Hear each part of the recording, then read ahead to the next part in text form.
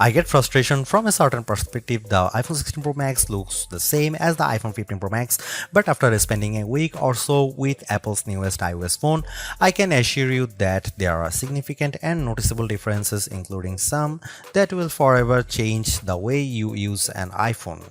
First, this phone is bigger. The titanium body is slightly larger and 6 grams heavier than the iPhone 15 Pro Max.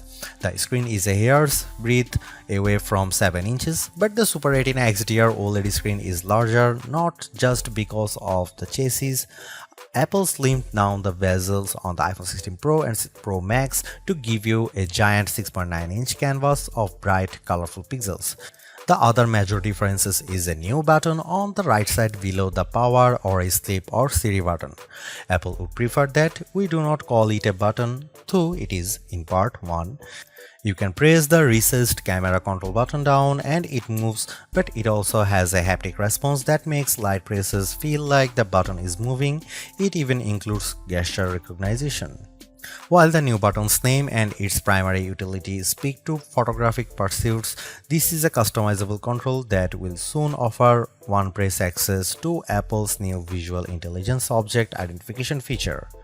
On the inside of the iPhone 16 Pro Max is a faster and more efficient A18 Pro. It's not hugely different from the A17 Pro that came before it, and most customers will never tap into its true power, but it's clear to me that Apple's Pro line of smartphones are more than ready to live up to their names. If there was ever a pocket supercomputer, the iPhone 16 Pro Max might just be it. All this hardware is in some ways no more than a vessel for Apple's next big thing, Apple Intelligence. However, Apple's own take on AI is also the greatest source of frustration, as it's far from complete. In fact, early iPhone 16 customers won't see much of it at all unless they install an iOS beta. Features like writing tools, a prettier and somewhat smarter Siri, summaries of long emails, and Photos updates, such as creating your own memories based on a prompt, should show up soon after the iPhone 16 Pro Max starts shipping, but other features are essentially to come. There is no image generation, Genemojis, ChatGPT integration, or support for languages other than English, and Siri has yet to display any of its existing personal context capabilities, which might be Apple's secret weapon when it comes to winning the AI battle. Siri with Apple Intelligence will eventually be able to use what it knows about you from all your information on the phone to better help you get answers and get things done. All of this might show up this year or it might be next year, and that fact puts a little damper on my iPhone 16 Pro Max enthusiasm. If you are not buying this new iPhone for Apple Intelligence, then allow me to direct your attention to the formidable camera array. While it's not entirely new, there is a new and faster sensor behind the 48 megapixel main fusion camera, and the ultrawide makes a leap from 12 megapixel to 48 megapixel. The 5x optical zoom is mostly unchanged, as is the 12 megapixel true depth selfie camera. There are, however, myriad new imaging and even audio tricks that I'm certain every iPhone 16 Pro Max owners will love.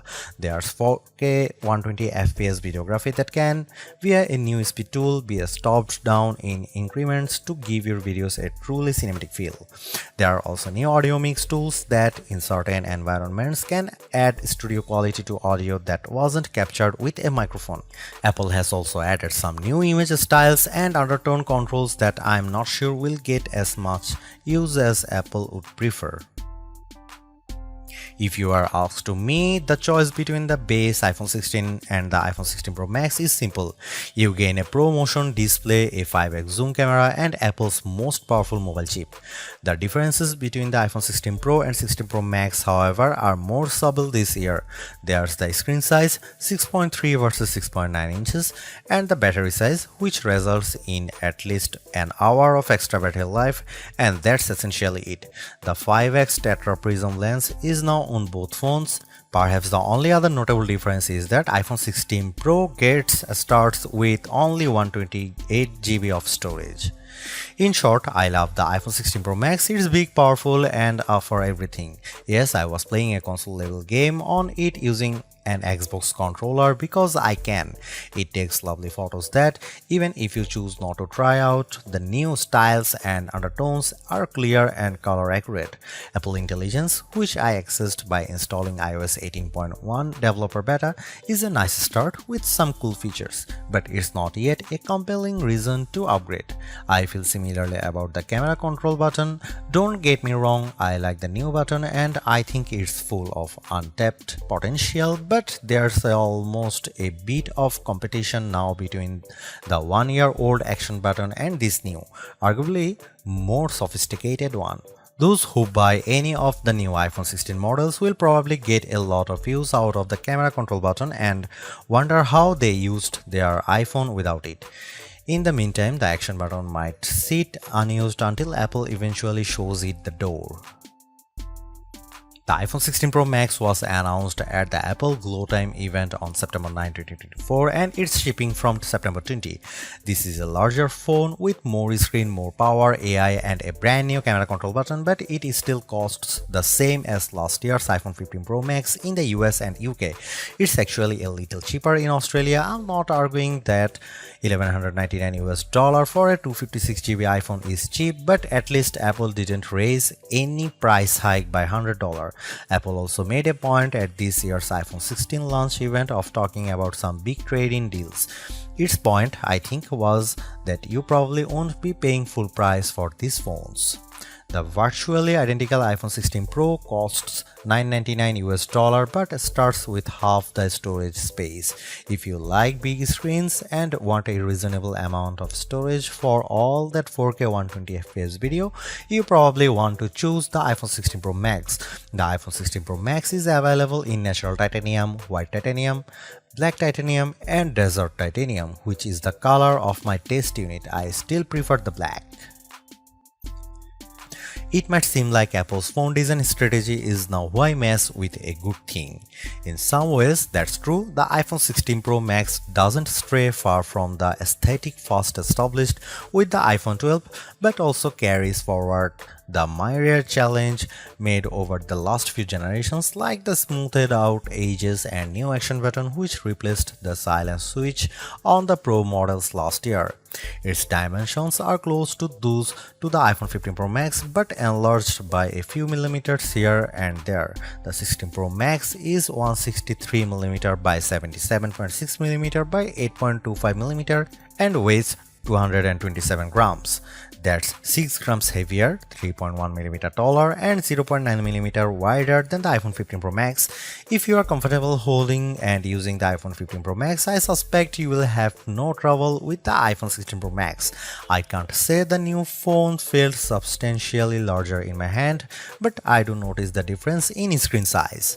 The bottom edge features microphone and speaker perforations, along with a USB-C port that, with the right cable, can support Thunderbolt 4 data transfer speeds. There's also a speaker slot along the very top edge of the display. Together with the bottom edge speaker, this phone can produce undistorted room-filling sound. Highs are sharp, mids are strong, and bass is good for the device size. Button placement is mostly identical to last year, with the volume buttons and action button on one side and the larger power or sleep or CD button on the other side. They are joined, however, by a new button, camera control, roughly the same size as the power button. The camera control button is a multi-purpose control that can recognize physical presses and lighter presses to enable haptic response and gestures. It offers instant access to the camera and with those other presses and gestures to various virtual millimeter lenses and camera settings. The materials and build quality are once again excellent. Apple used grade 5 titanium on the body over a graphite-clad aluminum substructure. Apple has also upgraded its ceramic shield, which may make it less susceptible to cracks and scratches, although I was quite careful with my 1TB desert titanium test unit, so I can't say for certain if this is the case. Okay, I did get it wet, purposely running the IP68 rated iPhone 16 Pro Max under a garden sprinkler. It was fun to watch the screen activating as it was touched by 1,000 tiny fingers when it was just water droplets, but the phone was otherwise unmoved and unharmed by the deluge. Sometimes I wonder how Apple might say its next screen technology. Will it add duper to it so it becomes super duper Retina XDR display? I mean, it may have boxed itself into a corner, but Apple skirted the issue this year by leaving its iPhone display technology pretty much untouched. This is a giant screen 6.9 inches achieved through a combination of a slightly larger chassis and pleasingly thinner bezel. There are more pixels than last year. The iPhone 16 Pro Max screen is 2868 by 1320, while the iPhone 15 Pro Max is 2796 by 1290. There's more pixels but not a higher density. This is still 460 ppi and so falls behind the Samsung Galaxy S24 Ultra's QHD Plus display, at least on the ppi front. Apple also didn't mess with the dynamic island, which remains a useful and fungible information peel in the upper portion of the screen. It houses Face ID, depth sensors, and a 12 megapixel true depth camera. The camera takes excellent selfies and is my go-to for biometric unlocking. While the display's core specs haven't changed, they are worth noting. It's a white color gamut screen that supports HDR. True Tone always on display means you can see a less saturated version of your lock screen without unlocking the phone. 2000 nits of peak brightness outdoors and Pro Motion. Speaking of which, everything I did on the iPhone 16 Pro Max looked fantastic. I don't even notice the dynamic island when it's inside one of my games, and streaming videos via the likes of Netflix tends to crop out the cutout. I know everyone wants to talk about Apple Intelligence, but it's the changes to the core iOS 18 platform that will have the biggest impact on your iPhone 16 Pro Max day-to-day use. Photos, for instance, has gotten a huge overhaul, and one that I'm not entirely sure makes it better. It's a situation of who moved my cheese, as many of your core features may have shifted or been replaced. The Photos app now defaults to search and collections, which might throw people who are expecting to see their photo library. Still, if they get used to using search for some natural language queries that yield useful image results, they might be pleasantly surprised. The iOS interface is now more customizable, and if you want, you can leave spaces in your app grids. You still can't place an app icon in a space that, say, straddles two spaces in the invisible grid, but I think people will appreciate this new level of flexibility. Apple seems a bit obsessed with summarization. Summaries exist in writing tools and in the new Safari, which has a slightly hidden highlights feature. Look for a tiny hamburger menu on the left side of the address bar. You can use that to turn it on, and it will take, for example, a lengthy New Yorker article about Ronald Reagan and condense the thousands of words into a paragraph summary. Impressive. So I worry that such a boil down might leave out important nonsense. There's even a new passwords app that consolidates and surfaces all the password feature Apple has previously hidden in features like keychain. Now you have an easy to access app to manage sometimes confusing password and security word. One of my favorite new iOS 18 features is Math Notes. Inside Notes, you can scribble any question, and when you put an equal sign at the end of it, Math Notes automatically solves it and writes the answer in what will look just like your own penmanship. It's a smart bit of machine learning. None of this is as sexy as Apple Intelligence, but this and the myriad of other changes coming with iOS 18 might be more readily practical than what you can currently do with Apple's AI efforts. Apple's 13-year-old digital assistant has burst out of its floating bubble, and now when you summon it, takes over the whole screen. I switched between calling Siri by name and using a long press on the power button to call it, and each time the entire screen was encased in a beautiful multicolor glow. The display almost appears to flash when you press that button, and when you make your request, the screen pulses in response. Siri really seems more alive than ever. This, too, might be the most exciting part of the update. Apple Intelligence features that give Siri access to information about you on the phone to make its responses more contextually relevant are not here yet, nor are app insights that might help dig into applications to enable features and actions. Instead, we get a Siri that is somewhat better at handling the ahs and ums that sometimes happens when you are trying to craft a Siri prompt. I found that Siri can understand some confused talk, although if you are nearly incoherent, Siri will be lost too. Siri did well on some question and was effective at opening the FaceTime camera when I said I wanted to take a selfie. It also did well when I asked how I could share my Wi-Fi password, returning a concise step-by-step guide. One other nice Siri update is the text to Siri. All it takes is 3 taps on the bottom of the screen to open a Siri window in which you can type in your prompt. It's a nice, discreet way of getting the answer or help you need. Writing tools, which you can find when you type text in notes, emails, or messages, offers to make your writing better in a variety of ways. I'm a confident writer and communicator in email and messaging, so AI assistance in these tasks doesn't appeal to me. There are 2 millions who feel otherwise and may find these tools useful.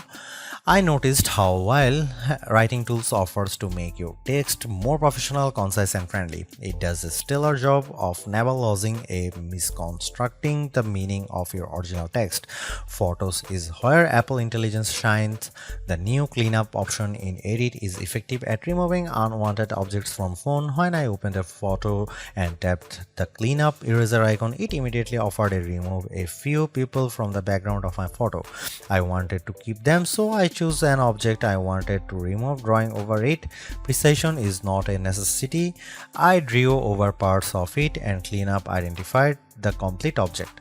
When I took a picture of my wife at an outdoor restaurant, I noticed that you could still see all the cars parked behind her. I used cleanup to remove them one by one. It did a good job.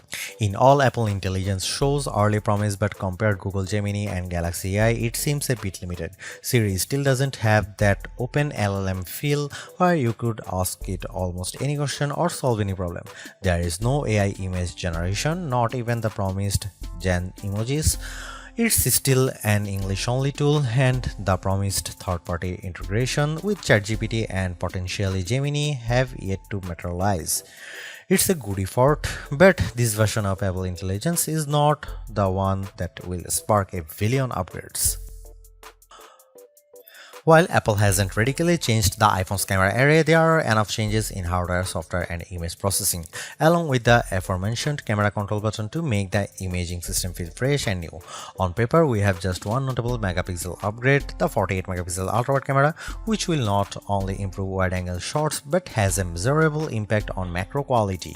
Still, even though Apple didn't squeeze a much higher pixel count into the main camera, it did upgrade the sensor and is promising much faster shutter speeds, and the autofocus is now enhanced with dual autofocus sensors.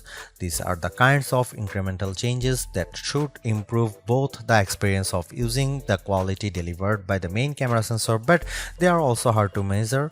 More on that in a bit. The 12 megapixel 5x optical zoom is essentially unchanged from last year's iPhone 15 Pro Max. The biggest news here is found not on this phone but on its little brother, the iPhone 16 Pro, which also gets the Tetra Prism lens. Last year's Pro model was stuck with a just 3x optical zoom camera.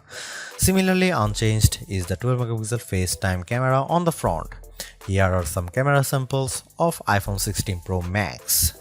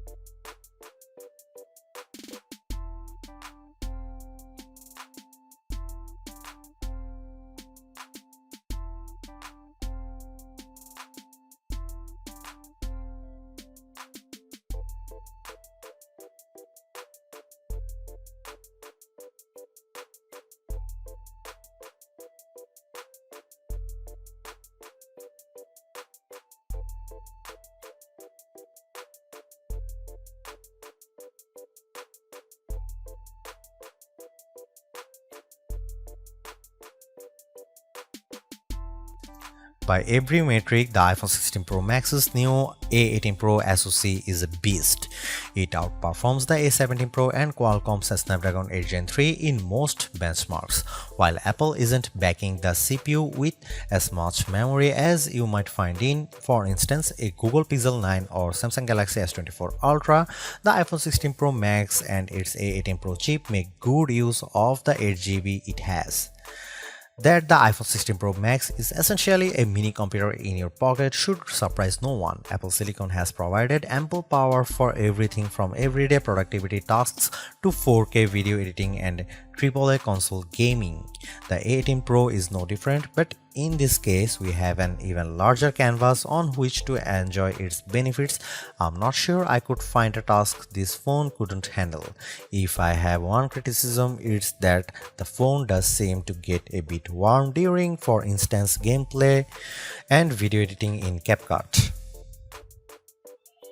I don't know if this is the graphite covered aluminum substructure more efficiently delivering heat from the chip to the body or the phone overworking. The good news is that this does not adversely impact performance or battery life. Call quality was good, and I am pleased to see that this is now a future-leaning platform with Wi-Fi 7 support. There's also Bluetooth 5.3 support and second-generation ultra-wideband. It helps in my Find My app, which I used when I purposely misplaced my new AirPods 4. In the US, the iPhone is now eSIM only, which I like, although some people miss the physical SIM card. I appreciate the ease of switching eSIMs from one phone to other and how easily the iPhone 16 Pro Max lets you switch between multiple eSIM numbers on the iPhone 16. The iPhone 16 Pro Max have everything we have come to expect in a year-over-year upgrade even without Apple Intelligence. The 6.9-inch iPhone 16 Pro Max have a slew of upgrades including a good battery life, outstanding photo and video chops and iOS 18. The iPhone 16 Pro Max are excellent phones worthy of a spot in your pocket if you can afford them.